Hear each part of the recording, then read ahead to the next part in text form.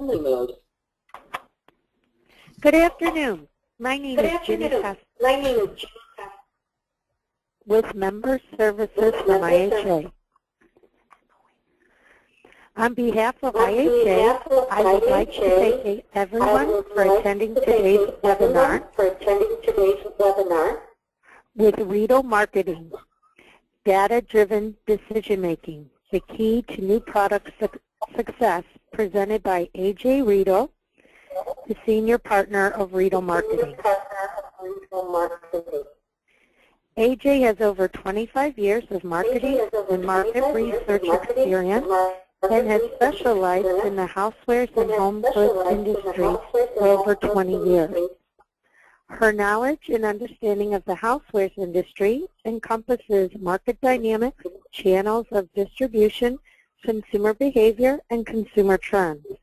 Without further ado, I would like to introduce A.J. Riedel from Riedel Marketing.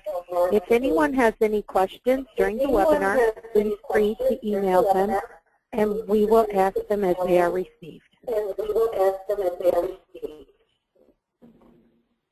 Thanks, Ginny. Welcome, everybody. I hope that by the end of today's webinar, I will have convinced you of the value of data-driven decision-making. But the best way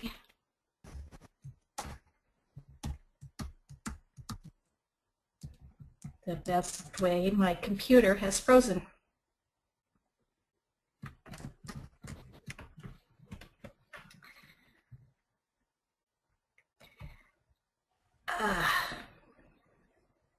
Can you take me off the screen for just a moment, Ginny or Debbie?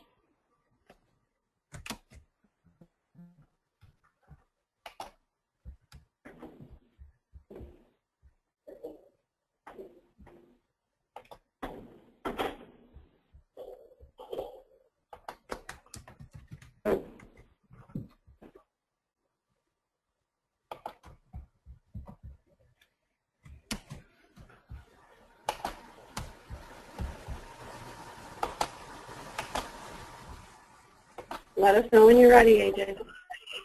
Okay, I'm closing PowerPoint out and opening it up again.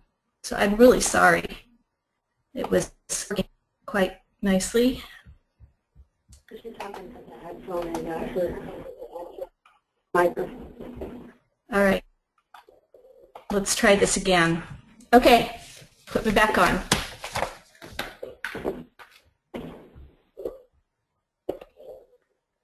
All right. Sorry about those technical difficulties. The best way to introduce the topic of data-driven decision-making and illustrate its benefits is through this video clip from the movie Moneyball about how Billy Beane turned the Oakland Athletics into a team that consistently made the playoffs over a number of years.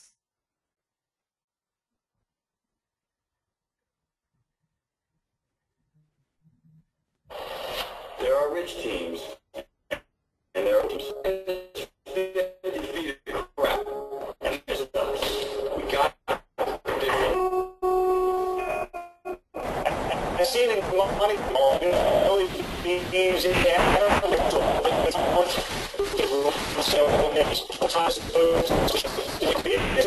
Moneyball's trying to represent you from a part of my thinking. I just thought, oh my God, they are rethinking baseball. Just that. Moneyball, what is it doing here? I think he asked Phil James or something like, listen to my message that it means looking past conventional wisdom. Yeah, he is.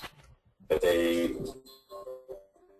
employed in 2002. Not change this game. Now it's permeated other sports and other entities. They are aware of the advantage for the crew of looking at the game of the sport for them to go against. It certainly changed and transformed data. So we started influencing generations in other industries. Nobody bought up a smarter life than Billy Beane's creative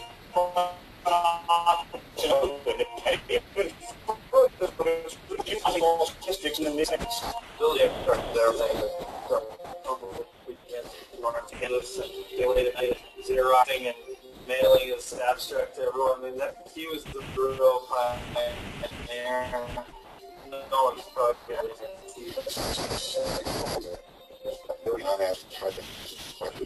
ask yourself how do you feel. If we were to do this kind of research for how you're going to do questions, because there's some other understanding.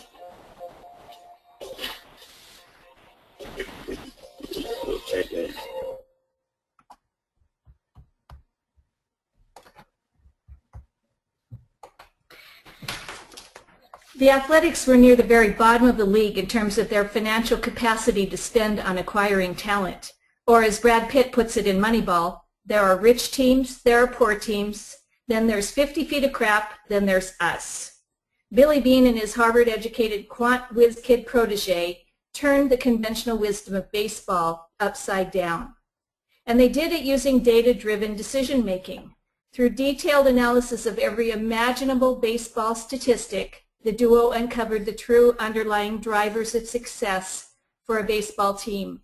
They uncovered the massive inefficiency in how baseball talent is priced and were able to exploit this inefficiency to their advantage. Billy and Paul figured out how to gauge and price the true value of every ball player.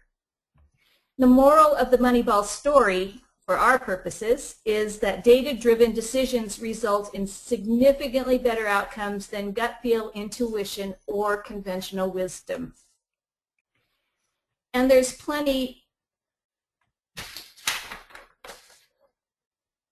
research that proves that companies that rely heavily on data analysis are likely to outperform others. Researchers at the Wharton School of the University of Pennsylvania studied 179 large publicly traded companies. They found that the companies that adopted data-driven decision-making saw a measurable improvement in productivity and other performance measures. So what exactly is data-driven decision-making? If you do a Google search on the term, most of the search results relate to the use of data-driven decision-making in education. In the education world, data-driven decision-making is defined as a process of making decisions about curriculum and instruction based on the analysis of classroom data and standardized test data. It's based on the assumption that scientific methods used to solve complex problems in industry can effectively evaluate educational policy programs and methods. The practice of data-driven decision-making in education has exploded over the last 5 years as educators have discovered how powerful data can be when promoting school improvement. Data-driven decision-making has been credited with improving teacher quality, improving education, promoting parental involvement, and narrowing the achievement gaps amongst various student populations. Well, that's what it's about for education. For housewares, here's how I define data-driven decision-making. It's the process of making product development and marketing decisions based on the analysis of consumer, marketplace, and competitive data. Now, you may be saying to yourself, my company's already using data. Well, yes, if your company's like most housewares companies, you are using data-driven decision-making of a sort. You are probably basing new product decisions on what your competitors are doing. And many of you recognize this kind of grid that's used for looking at the competitive product and features. Most likely, your product development and marketing managers are not collecting and analyzing consumer data. A recent corporate executive board study of nearly 800 marketers at Fortune 1000 companies found that the vast majority of marketers still rely way too much on intuition. On average, marketers depend on data for just 11% of all customer-related decisions. And if your product development and marketing managers are among the minority who are using data, they are probably using data to confirm and support decisions that have already been made by management. Because most housewares companies use HIPPO-driven decision-making. HIPPO stands for the highest paid person's opinion. And the term refers to those people who have the final say on any product design, development, or marketing issue on the basis that they're the highest paid and most experienced person in the room. Now, certainly intuition grounded by years of in-market experience should always be listened to carefully, but it pays to augment even the best intuition with data. In today's volatile business environment, judgment based on past experience is increasingly unreliable. With consumer behaviors in flux, once valid assumptions can quickly become outdated. That's why it's imperative that you adopt data-driven decision-making. Now, if you're a typical housewares company, somewhere between 25 and 50% of the products your company introduced in the past 5 years met your company's success criteria. In other words, you had a product failure rate of 50% to 75% or more. What's more, you are probably wasting 50% or more of your new product development budget developing marginal products that have a low probability of marketplace success. Data-driven decision-making can change that. Here are the top 6 reasons you should adopt data-driven decision-making. By changing the way you make decisions, you'll outperform your competitors, much like the companies studied by the Wharton School. You'll reduce the number of suboptimal decisions being made by your managers. You'll reduce your risk of costly marketing and product mistakes. You'll save money by weeding out marginal products that have a low probability of success before you've invested in tooling. A larger percent of your new products will be marketplace successes. And finally, last but not least, you'll get a better return on your new product investment. Now, adopting data-driven decision-making does not require a multi-million-dollar budget for retail store sales tracking data or data mining, analytics software, or huge quantitative research. And it doesn't mean that you're going to get buried in piles and piles of research studies. Unlike Billy Bean and his team, you don't necessarily have to plow through every imaginable statistic stored in your company's database. The Athletics used mounds of baseball statistics to figure out how to gauge and price the true worth of every ball player. For housewares manufacturers, the answers to your most pressing product and marketing decisions won't be found in the statistics. The answers will be found by talking with and understanding the people who buy and use your products. And as I mentioned just a moment ago, you don't need analytics software and data mining and all sorts of expensive IT and technology processes to start getting into data-driven decision-making. It starts with the consumer, and it starts with some fairly simple tools. You need an online survey software such as Zoomerang or SurveyMonkey, and you also need a market research online community, otherwise known as an MROC, and that is my company's Home Trend Influentials is a panel of is a market research online community that's designed specifically for the needs of the housewares community. Communispace is probably the best known of the companies that builds and manages online communities for manufacturers. But I like to think that my Home Trend Influentials panel, otherwise known as HIP, is perhaps a panel that better meets the needs of the housewares community. More important than the data collection tools is the brain power to analyze and make sense out of the data. If you don't have people in your organization who have strong analytic, creative, and outside-the-box thinking skills, then you should seriously consider using an outside research firm. Because the data is one thing, the analysis is where it's all at, is what does it mean, and what do you do with it? I hope that I've convinced you of the importance of adopting data-driven decision-making, and especially decision-making that is driven by consumer data. For the rest of the webinar, I want to give you examples of how you can use consumer data to make product and marketing decisions. What features should a new product have? That's one of the first questions the product development and marketing people have to answer when they're starting to define a new product concept. Many housewares manufacturers think more is better. They believe that the more features they put into a product, the more customers will like it. Or they want to be able to claim to their retail customers that their new product has the highest KPD in the category, with KPD meaning more knobs per dollars. I've got news for you. Consumers don't buy products because of all the bells and whistles. They buy products they think will solve a problem better than what they are currently using. They buy products that they believe will be easier to use and easier to clean. They buy products that will make their lives easier and save them time. This first case study illustrates how to figure out what features you should put into your new product that will differentiate it from the competition in a way that matters to the consumer. A manufacturer of small kitchen electrics decided they wanted to get into the countertop microwave market. They contacted me for help in figuring out what functions and features they should put into their new microwave that would really set it apart from all of the other microwaves on the market today. They expected that I would recommend we do a comprehensive analysis of all the competitive microwave ovens.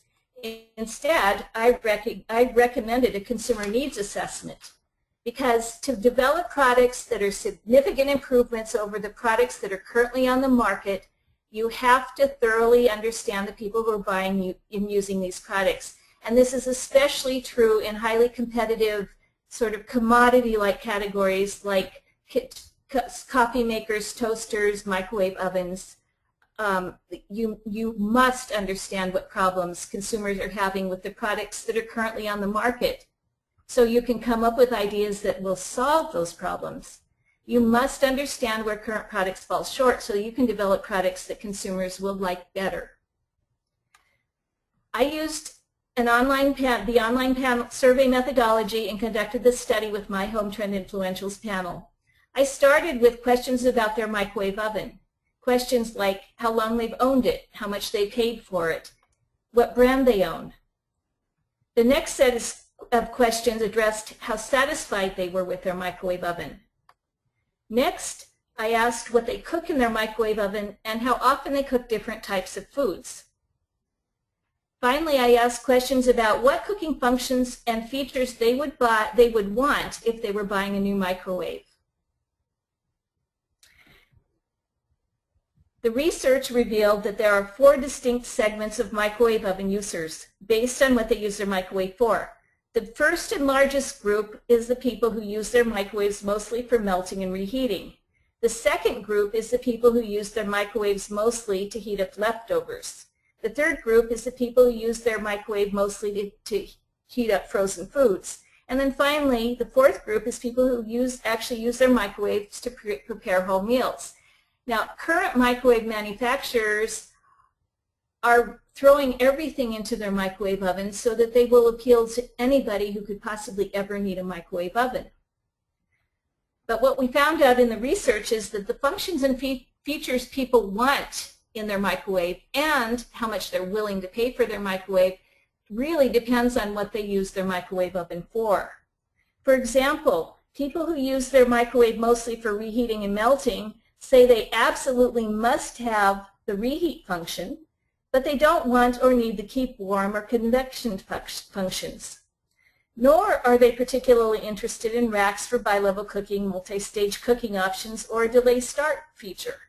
But people who are using their microwaves to defrost or to cook frozen meals or to cook whole meals need a set of features and absolutely want sets of features that those who reheat could care less about.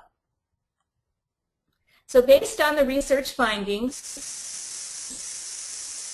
my client decided to target the 2 smaller segments of microwave oven users, so the unserved segments, the people who use their microwaves mostly to heat up frozen food and the people who use their microwaves to prepare whole meals, because these people have a different set of needs than the people who use their microwave mostly to reheat and to heat up water. The new microwaves would address a common complaint of these 2 segments of microwave oven users. Their complaint point is that they can't just put food into the microwave and walk away. When you're using a regular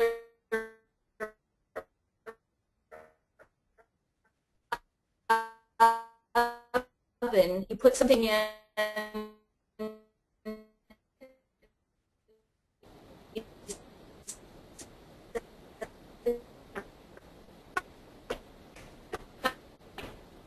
AJ, can you hear me?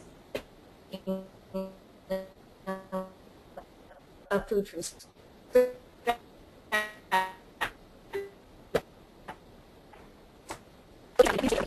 categories. One of the benefits of using data-driven decision-making is that you'll save money by weeding out the marginal products that have a low probability of success before you've invested in tooling. This next case study illustrates how to use consumer data to weed out the marginal products that have a low probability of success before you have invested. A kitchenware manufacturer developed a line of 19 innovative new products, kitchen gadgets, a couple of years ago.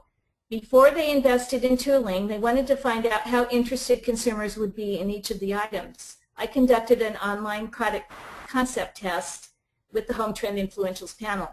Respondents were shown an illustration and a brief description of each item in the line and were asked to read a description of the product. They were asked how interested they would be in purchasing the product. Purchase likelihood on the 19 different concepts ranged from a low of 7% to a high of 42%. A purchase likelihood score of 7% means that 7% of the survey respondents said they would be very or completely likely to purchase the product at the given price. Based on the results of the concept tests, the client dropped the 5 items that had less than 15% purchase likelihood scores, saving them an estimated $17,000 in tooling costs. But then the client back into decision-making by Hippo. I had recommended that they only introduce the 5 products that had purchase likelihood scores of 25% or more. They chose to go ahead and introduce the 9 products that kind of fell in the middle. They had purchase likelihood scores of more than 15% but less than 25%. A couple of years later, I asked them if I could do a comparative study to look at how purchase likelihood scores correlated with actual in-market sales and how they met their expectations. What we found is that there is a strong correlation between purchase likelihood scores and how well the product meets the company expectations. In this case, the products that got purchase likelihood scores of 30% or more, all of them met or exceeded company sales expectations. The products that got purchase likelihood scores of 24% or less failed to meet company expectations. And then there's this gray area in between. Products that got purchase likelihood scores between 25 and 30% got mixed reviews. Some of them failed to meet expectations, some exceeded expectations. So there's a gray area there. But the important point is that product concept testing, even when it's done at a fairly early stage in product development, does have a correlation with how well the product's going to do in the marketplace. So it is a very inexpensive way of determining how likely the product is going to sell, or how well the product's going to sell, before you put a whole lot of money into the product. Because there's nothing worse than getting a product to market, spending all that money on product development, tooling, packaging, and sales and marketing, and then having it bomb. You've thrown an awful lot of money away when that happens. And product concept testing is a way to get a measure of the interest before you've spent that money. Has there been a research and interest in canning? That was my first reaction when I read an announcement about an appliance that automates jam and jelly making. My second reaction, quite frankly, was, you've got to be kidding. I seriously wondered how much demand there was going to be for a specialty, single-use, small kitchen electric appliance, especially one that's priced at almost $100. This case study illustrates how product concept testing can be used to determine if there's a big enough market for a new product. Now in this case, I conducted a product concept test on my own on a product that was already in the market. Ideally, this type of research is done earlier in the product development process before you've invested in development and tooling. We did a product concept test, as I mentioned, and I used the standard battery of questions that I use for almost all product concept tests. And that enables me to give you a comparison of how your product is done compared to other products in various categories, in your category and other categories. The research revealed that, yes, I was surprised by this. I didn't think jam and jelly making was that popular, but there is considerable interest in jam and jelly making. In fact, 35% of the home trend influentials do make jam and jelly, and most of them have been making jam and jelly for quite a long time, for 2 years or longer, up to 10 years. The research also revealed that there's a considerable increase in interest in jam and jelly making. 30% of the home trend influentials said that they are thinking about starting to make jam or jelly. Jam and jelly making is a pretty popular activity, but interest in the jam and jelly making appliance, the interest in jam and jelly making does not necessarily translate into interest in the jam and jelly making appliance. Only 23% of respondents said they definitely or probably would purchase the jam and jelly maker at the proposed price, suggested retail price of $99.99. The reason? The $99, the $100 price tag. More than half of the respondents who would not buy the product said they wouldn't buy it because it was too expensive, especially for a product that, as one respondent put it, wouldn't be used on a daily or even weekly basis. Another respondent put it this way: I can't afford something that expensive to use only once or twice a year.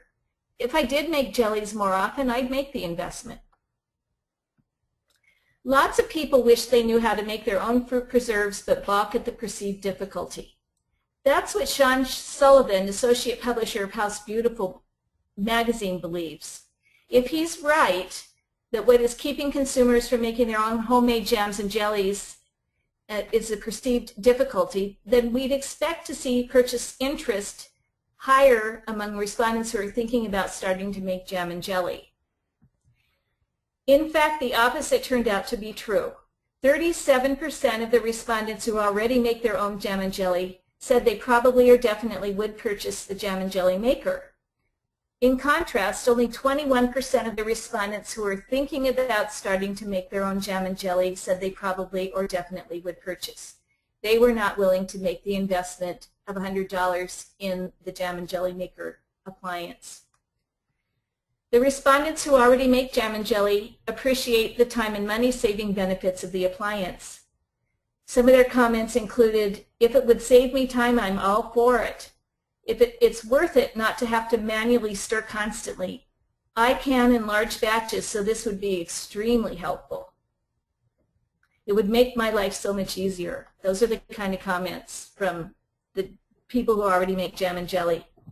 Now, I will admit, when I first saw the jam and jelly maker, I seriously wondered how much demand there was going to be for this single-use small kitchen electric appliance that's priced at about $100. What I found is that there is strong purchase interest among people who make their own jam and jelly. What's more, the population is large enough that this could turn out to be a nice niche product for the manufacturer. The next case study illustrates how consumer data can be used to make decisions on package design. In this particular case, the manufacturer of a handheld household cleaning tool had come up with several different versions of the package. The question they needed to answer was, which design is going to catch consumers' attention and provide enough information to convince them that the product really works? I conducted an online test with the Home Trend Influentials panel. Respondents were shown 3 different versions of the front panel and asked 3 questions.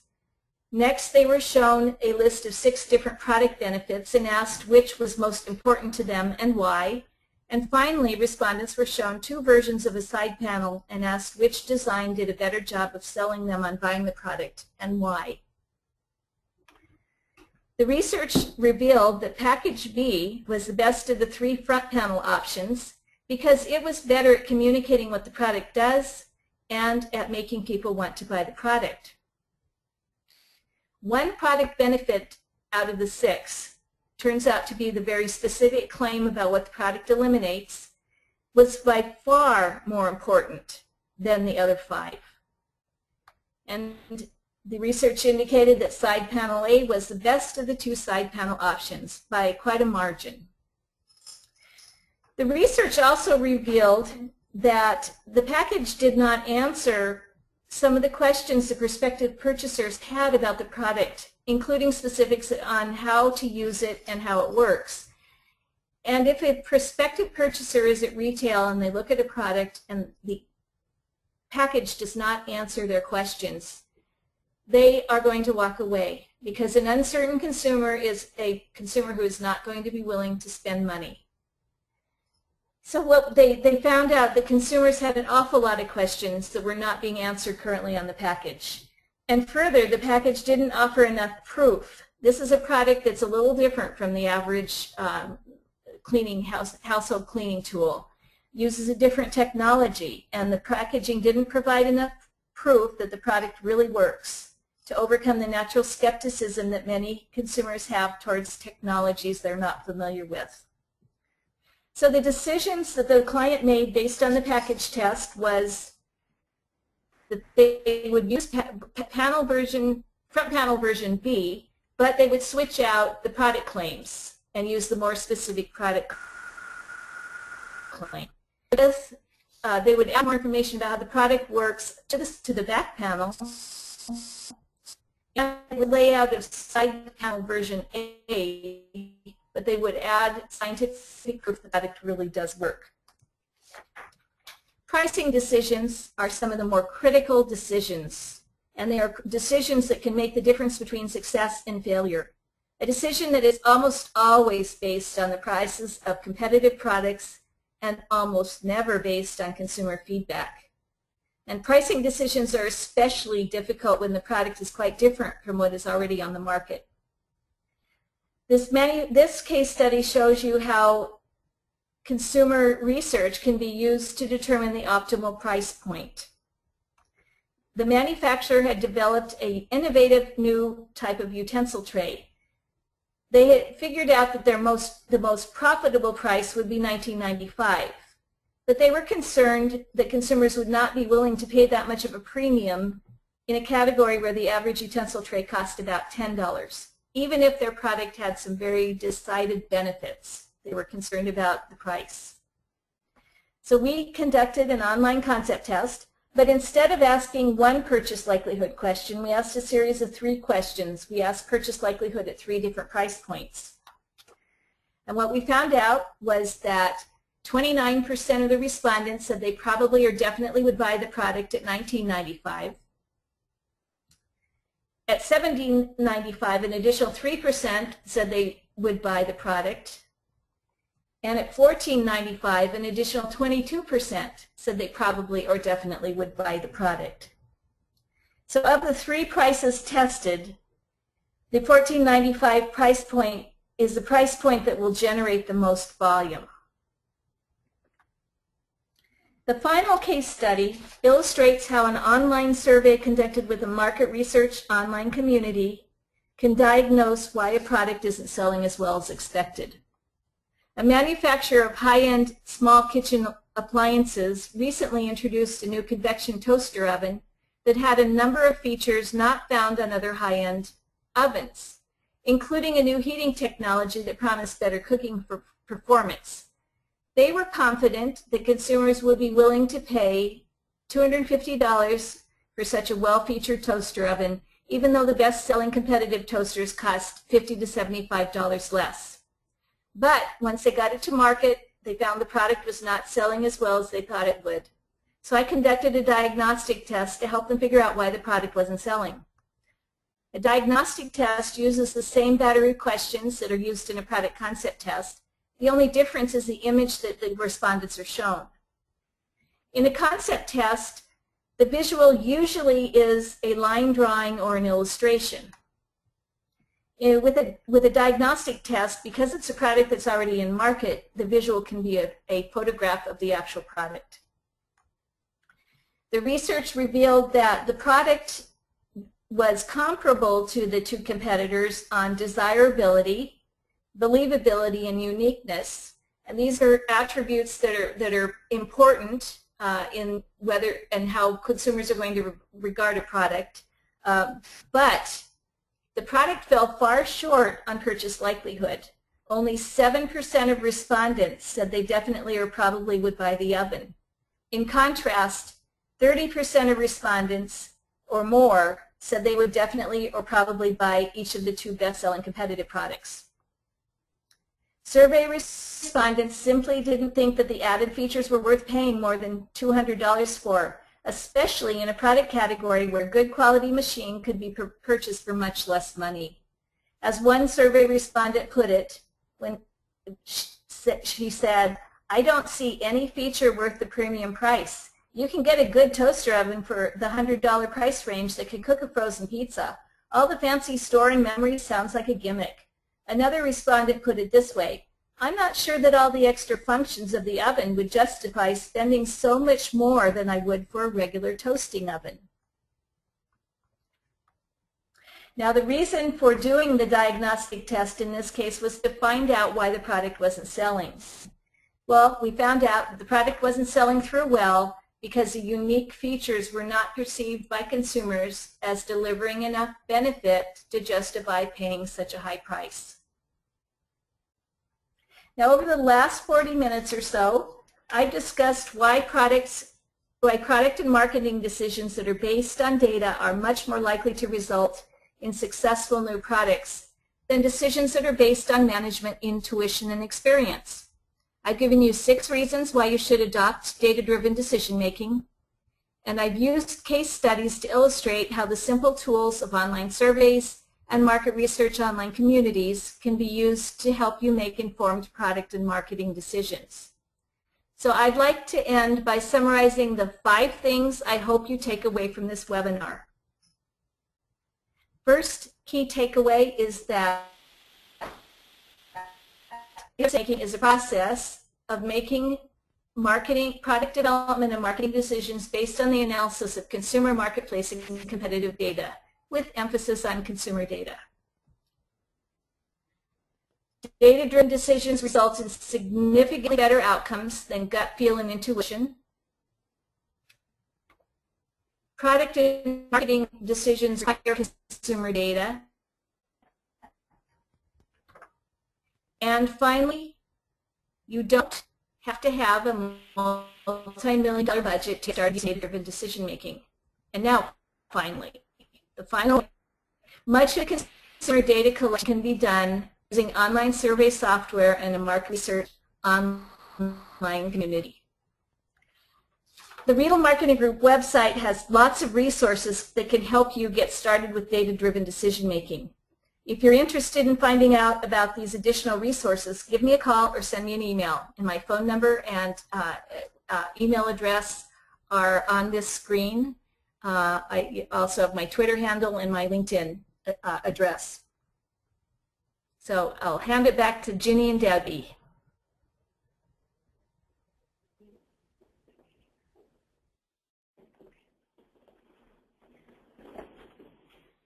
Thank you, AJ, for the great presentation and all this valuable information. As AJ said, if anyone has any questions, feel free to telephone her or email her directly. And for everyone, please note that this webinar will be posted on our website at www.housewares.org in the Knowledge Center. If you have any questions for IHA, feel free to send me an email at gcostello@housewares.org. Thank you very much and have a great day. Bye-bye.